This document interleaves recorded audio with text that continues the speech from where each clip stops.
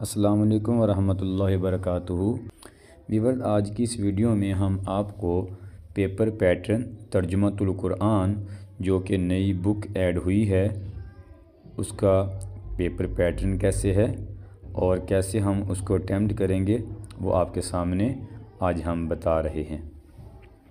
Weaver, यहाँ पर आप देखें कि सबसे पहले हम उर्दू में भी और इस्लामियात में तर्जुमातुल कुरान में सबसे पहले जो हेडिंग लिखते हैं वो है इंशाया तर्ज़। इंशाया तर्ज़ देखें, इसके साथ आप ये भी समझ लें कि हम मार्जिन लाइन लगाते हैं, डबल मार्जिन लाइन दोनों साइडों पर। एक चौड़ाई में लाइन होती है और एक बिल्कुल नोक से बारीक लाइन है। उसके बाद हम इंशाया तर्ज़ मेन हेडिंग है, ये बिल्कुल सेंटर में लिखेंगे और इसके साथ इसको हम अंडरलाइन भी करेंगे, डबल अंडरलाइन होती है। इसके बाद हिस्सा अव्वल दूसरी हेडिंग है, इसको भी हम डबल अंडरलाइन कर लेंगे। इसके बाद क्वेश्चन नंबर 2 है, यानी सवाल नंबर 2, और चूँकि वो मुख्तसर जवाबात का होता है तो इसलिए हम हेडिंग देंगे मुख्तसर जवाबात। इसमें हम ये एक जो शॉर्ट हेडिंग बनेगी आयतुल कुर्सी की फ़जीलत, वो हम यहाँ पर साइड पर भी लिख सकते हैं, सेंटर में भी लिख सकते हैं। एक बात बड़ी इम्पोर्टेंट है यहाँ पर, वो ये है कि तर्जुमा की जब हम हेडिंग देंगे उसके बाद तर्जुमा इन्वर्टेड कोमे लगाकर हम लिखेंगे तो ये बिल्कुल आप देखेंगे तर्जुमा सेंटर के अंदर लिखा गया है, बिल्कुल सेंटर के अंदर लिखा गया है और बिल्कुल दोनों साइडें इसकी बराबर हैं, इधर से भी यहाँ तक, और नीचे फिर हमने उसका हवाला भी दिया है कि ये तर्जुमा या ये किस किताब की हदीस है। नीचे सही बुखारी लिखा हुआ है और आखिर में हमने उसकी एक एंडिंग लाइन लगा दी है। ये फर्स्ट शीट का बहुत एक अच्छा तासुर जाता है। अब ये उसकी सेकंड शीट है।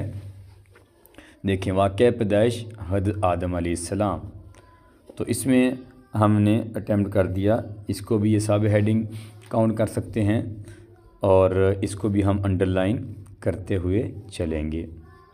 ये लास्ट में उसको जो क्वेश्चन के एंड की हेडिंग है या लाइन है वो भी हम लास्ट में लगाते हैं।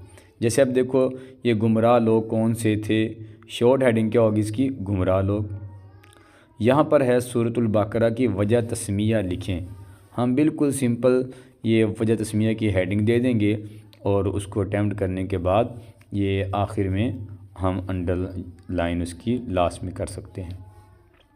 अब क्वेश्चन है इल्मी और अमली निकात कोई से दो लिखें। तो यहाँ पर ईमान का इजहार और दूसरी हेडिंग है गुमराह लोग। तो ये साइड पर सब हेडिंग बनाकर हम इसको अटैम्प्ट करते हैं। क्वेश्चन नंबर ये आपके पास 3 है, सवाल नंबर 3, अल्फाज के मानी लिखें। तो हम हेडिंग क्या दे रहे हैं, अल्फाज के मानी, और बाद में भी एक साइड पर अल्फाज दूसरी साइड पर मानी लिखकर जहाँ पर ये कंप्लीट हो जाएंगे उसके बाद हम लास्ट में लाइन लगाकर। अब क्वेश्चन नंबर 4, सवाल नंबर 4 है सेंटर में, आयत का तर्जुमा। ये बहुत इम्पोर्टेंट है, ये इसके 5 नंबर आते हैं, लेकिन यहाँ पर ये देखिए आप कि इसको लिखा किस तरतीब से गया है, तर्जुमा लिखकर, और ये बिल्कुल सेंटर में इसको लिखा गया है। कोई भी ये जो रेफरेंस के तौर पर हम चीज़ ऐड करते हैं, चाहे वो कुरान की आयत का तर्जुमा हो या कोई हदीस हो, उसको इस तरह बिल्कुल सेंटर में करके दोनों साइडें इक्वल करके लिखने से बहुत अच्छा असर पड़ता है और उसकी टेम्पटेशन बहुत अच्छी होती है। अब ये हमारे लॉन्ग स्टार्ट हो रहे हैं। सवाल नंबर 5 है, तफसीली जवाब। ये सूरत बकरा का तारुफ और खुसूसियात हैं। वीवर, देख बाद यहाँ पर ये देख लें कि ये पेपर वो है जो अटेम्प्ट किया गया है क्लास में। तो अगर आप इस तरह लिखने की प्रैक्टिस करेंगे तो आप भी इस तरह का पेपर अटेम्प्ट कर सकते हैं। इसमें कोई भी ऐसी चीज़ नहीं जो मुश्किल हो। यहाँ पर देखें कुछ चीज़ों को हाईलाइट भी किया गया है। ये देखें हाईलाइट किया गया 67 को, 73 को। तो कुछ जो ऐसे वर्ड होते हैं जिनको हम हाईलाइट भी करते हैं। अब देखें खुसूसियात हैं, स्टार्ट में तारुफ था, अब खुसूसियात हैं। तो खुसूसियात को हमने मेन हेडिंग तसव्वुर करके सेंटर में लिखा अब उसकी आगे सब हेडिंग हम लिख रहे हैं। ये देखें सब हेडिंग साइड पर आती है। अब यहाँ पर तर्जुमा है, तो तर्जुमे के नीचे भी आप देख रहे हैं साथ साथ रेफरेंस भी दिया हुआ है। यहाँ पर जिस तरह के सब हेडिंग कुरान की चोटी कौन सूरत है, जादू से निजात, ये फिर आगे जाकर उसका रेफरेंस भी मौजूद है। और इसी तरीके से अगर आप पेपर अटैम्प्ट करेंगे तो आपके बहुत अच्छे बोर्ड में भी नंबर आ सकते हैं।